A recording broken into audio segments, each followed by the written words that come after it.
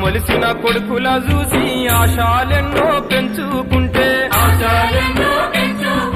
చదువుకొని గొప్పోళ్ళయి సాతారని కలలు గంటే